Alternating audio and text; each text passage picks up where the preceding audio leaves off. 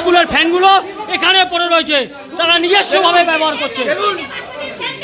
সবচেয়ে বড় কথা, এরা কি শিক্ষা দেবে, স্বাস্থ্য কি দেবে? এখানে মদ চলে, মদ, এখানে মদের ফোয়ারা চলছে, মদের ফোয়ারা। আপনারা দেখুন এইসব জিনিসগুলো।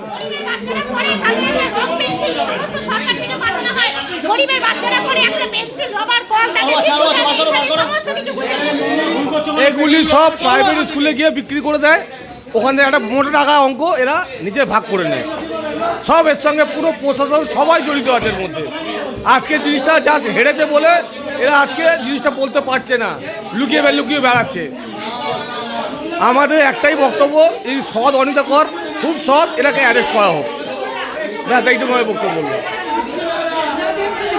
বিল্ডিংটা হচ্ছে ইনলিগাল, এই বিল্ডিংয়ের কোনো পেপার নেই। ইনলিগাল বিল্ডিং করে এই ধরনের অশ্লীল কাজকর্ম এখানে চালানো হচ্ছে। বিগত 15 বছর ধরে এই ধরনের চলে আসছে। মানুষ যদি কেউ প্রোটেস্ট করে তাকে ধমকি দেওয়া হচ্ছে, তাকে ভয় দেখানো হচ্ছে, সে তার প্রাণের ভয়ে সে নিজে চুপ করে যাচ্ছে। কিন্তু এটা কতদিন? সব কিছু তো একটা শেষ আছে, আমরা শেষ দেখে ছাড়বো। প্রত্যেকটা শিশু, মহিলা সবার চিকিৎসা চলছে, যার উপরে এরকম দুর্নীতি চলছে। একটা স্বাস্থ্যকেন্দ্রের উপরে এরকম দুর্নীতি হতে পারে না। পাবলিকের পয়সা, ট্যাক্সের পয়সা এইভাবে ধ্বংস হতে পারে না।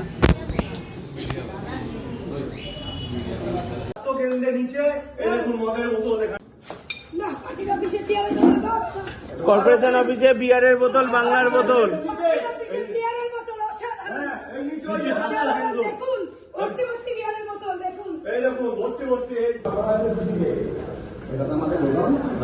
দেখি ঘটনাটা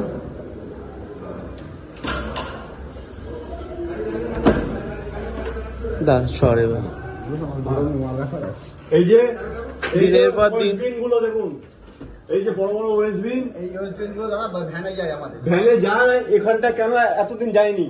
আমি একটা কথা বলি। হ্যাঁ বলুন। এই গাড়িগুলো সব ড্যামেজ হয়ে গেছে। হ্যাঁ, সেই গাড়ির মালগুলো রয়েছে। এখন সবাই এক্সকিউজ দিচ্ছে। সব এক্সকিউজ, আপনি দেখুন গাড়িতে যে ডাস্টবিন।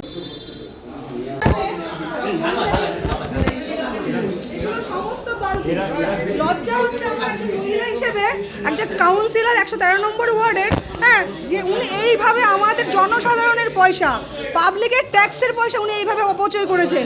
আমি মেয়ে হিসেবে লজ্জিত, কারণ কেন এইভাবে এই নোংরামো, এই যে ত্রিপল দেখা, যার ভাইরা বলেছেন, প্রত্যেকটা জিনিস থেকে আরম্ভ করে দেখুন পাবলিক দেখুন এইরকম ভাবে তারা অপচয় করেছে। দেখুন অপচয়, জনসাধারণের পয়সা অপচয় করেছে। একটা মানুষকে একটার বেশি বালতিতে কখনো দেয়নি, চাইলে পরে মুখ করেছে। দেখুন আপনারা এখানকার ওয়ার্ড অফিসে আমরা সকালবেলায় যখন 113 নম্বর ওয়ার্ডের অন্তর্গত ছাপা মারি, তো সেই জায়গাটায় বিভিন্ন কর্পোরেশনের যে সমস্ত জরুরি সামগ্রী, বালতি, ত্রিপল এবং অন্যান্য জিনিস, এগুলো বরামদ হয়।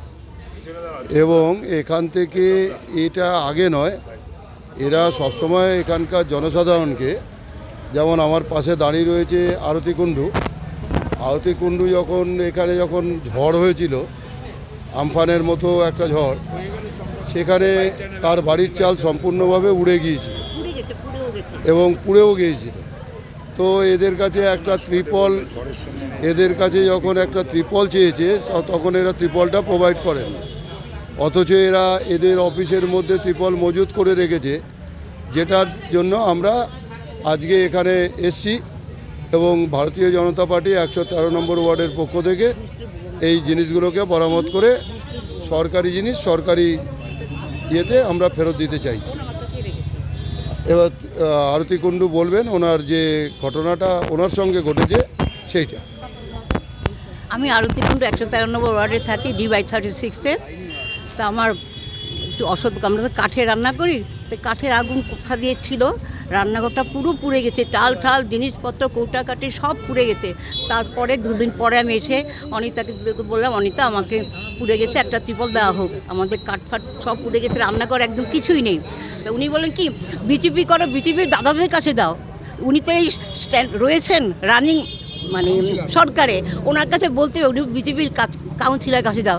তা আমি আর কিচ্ছু বললাম না, কিন্তু বিজেপি কাল রাতে খবর আছে, কাল রাতে এগুলো মানে সরিয়েছে এখান থেকে।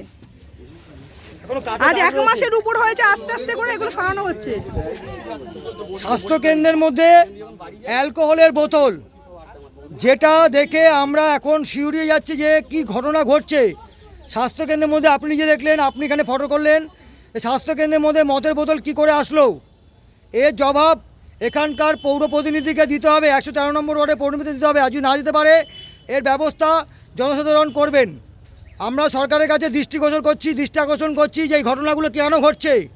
হেভি জিনিস কদিন ধরে এরা সরাচ্ছে, আজকে না কয়দিন ধরে অনবরত রাত্রিবেলা করে সরাচ্ছে। অনেকদিন থাকলে পরে তবে ছাপগুলো আসে।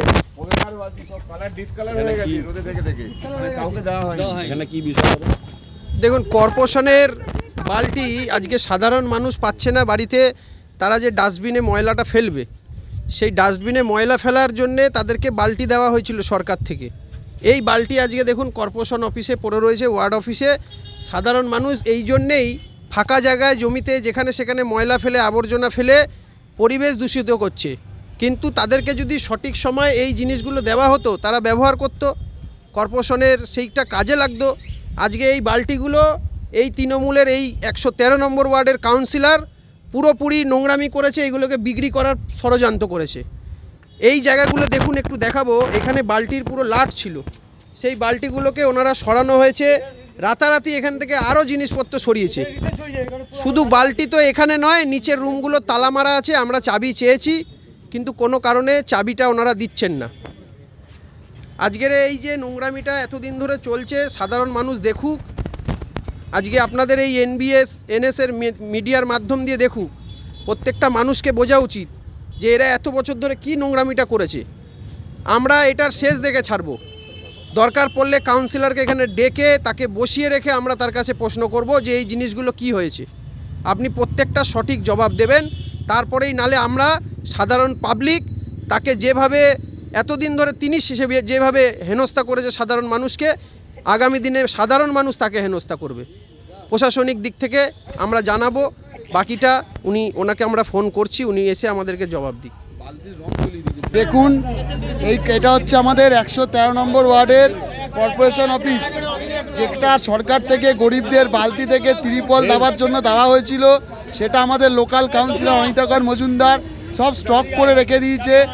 আজকে সকালবেলা ধরা পড়েছে, সে চাল পাচার করছে, ত্রিপলগুলো পাচার করছে, এই দেখুন বালতিগুলো পাচার করছে, আমাদের হাতে ধরা পড়েছে। তাই এখন কাউন্সিলরকে আমরা ডাকছি, সে এখন এসে পৌঁছাচ্ছে না। কর্পোরেশনে যারা ডিউটি করে তাদেরকেও আমরা ডাকছি, তারা আসছে না, এবং ইভেন গেটগুলোকে তালা মেরে রেখে দিয়েছে। এই রুমের মধ্যে যে কি আছে, ওপরে দেখতে পেয়েছেন আপনারা কিছুক্ষণ আগে যে মদের বোতল থেকে কি পাইনি কর্পোরেশন অফিসে।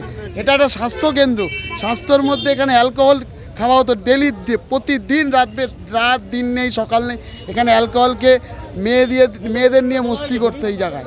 এটা একটা স্বাস্থ্যকেন্দ্র। দেখুন কলকাতা কর্পোরেশন লেখা রয়েছে। এই হচ্ছে আমাদের কাউন্সিলের অবস্থা, এই হচ্ছে সরকারের অবস্থা ছিল। উনি একটা মহিলা হয়ে, মহিলা কাউন্সিলর হয়ে এটা করছে। এটা দেখবেন আপনারা, দিনের পর দিন যত সব নোংরামি চলছে, যারা যারা প্রাপ্য তারা পায় না। এই জিনিসগুলো নিয়ে সব বাইরে পাচার হয়েছে। প্রাক্তন না বর্তমান কাউন্সিলর উনি 113 নম্বর ওয়ার্ডের। না না, বর্তমান অবশ্যই এখন এখনো কাউন্সিলর ভোট হয়নি দিদি। এইটা হচ্ছে হবে না। আগে সাংবাদিক আপনি জান দাদা। আগে মহিলা ডাইরেক্ট তুমি বাইরে দাও ওই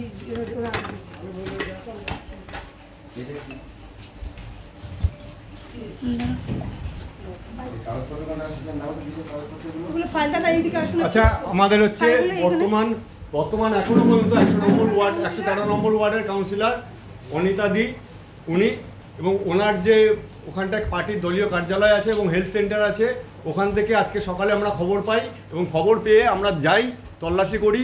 ওখানটায় দেখি বেশ কিছু ত্রাণ সামগ্রী, কনজারভেন্সির জিনিস এবং মদের বোতল থেকে শুরু করে শিক্ষার যত খাতাপত্র, বই, সমস্ত পেন থেকে শুরু করে এভরিথিং, পাখা, এগুলো সমস্ত, হ্যাঁ ওগুলো সব পাওয়া যায় এবং সেগুলো আমরা দেখতে পাই। হাজার হাজার বালতি ফেটে গেছে, রোদে ফেড হয়ে গেছে ছাদে। সম্পত্তি, এবং পাম্প, ছড়িয়ে মোটর, ছিল। যেগুলো এইখানে use হয়নি। প্রচুর ফাইল রয়েছে, প্রচুর ফাইল এইখানটা দেখুন এইভাবে বাঁধা পড়া রয়েছে। কোটি টাকার কত কমসে কম 8-10টা পাম্প পড়ে রয়েছে এখানটায়। মোটর দীর্ঘদিন 113 নম্বর ওয়ার্ড, একটু দেখলে ভালো হয়।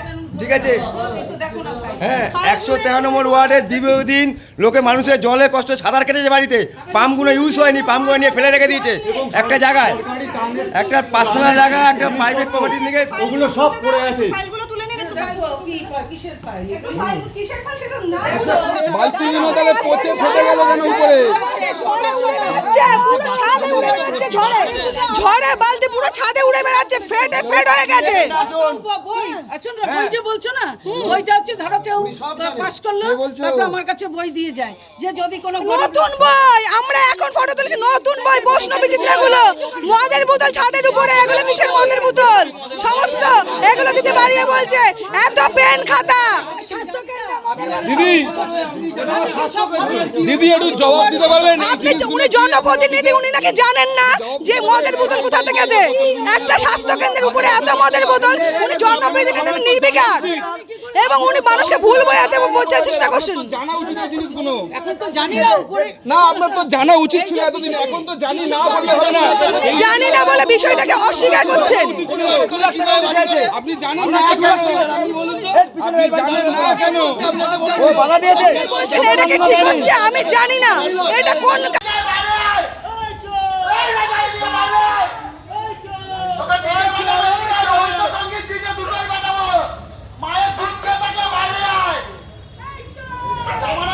দেখুন দাদা, এখানে কর্পোরেশনের বালতিগুলো দোকানে বিক্রি করছে। আচ্ছা, পাশের ফ্ল্যাটে দেয়নি তো? আমিও দুটো পেয়েছি। পাশের ফ্ল্যাটে দেয়নি তো? আপনি এতদিন দিত না, আজকে দিয়েছে, আজকেই দিতে হয়েছে। কাউন্সিলর বোর্ড যেখানে ভেঙে গেছে, বলুন।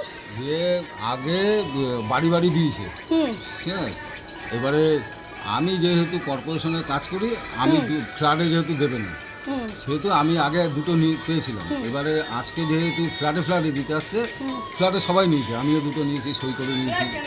আমি বলছি যখন এই দাঁড়াও দাঁড়াও, কথাটা বলতে দাও। আমি বলছি আপনি যখন বাইকটা দুটো উনার দিয়েছেন, বাইকটার পরিপ্রেক্ষিতে সবাই তো বলবো তো। সমান। সবাই equal, তাহলে সবার বাড়ি কেন দেননি? না, ফ্ল্যাটে দেয়নি, বাড়ি বাড়ি দিয়েছে। তুমি টোটাল ব্যাপারটা প্রথম থেকে জানো না, তুমি দাঁড়াও।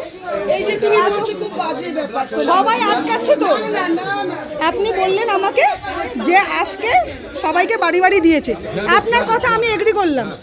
আপনি কি জানেন কাউন্সিলর বোর্ড ভেঙে গেছে, পৌরসভার নেই, অনিতাদি নেই, অনিতাদি নিজে মুখে না আমাকে বলেছেন। হ্যাঁ, কিসের, আমি তো কাউন্সিলর নই। হ্যাঁ, তাহলে কোন পরিপ্রেক্ষিতে আজকে আপনি বাড়ি বাড়ি দিয়েছেন? আমি দিইনি, কিন্তু এইবারে ঘটনা হচ্ছে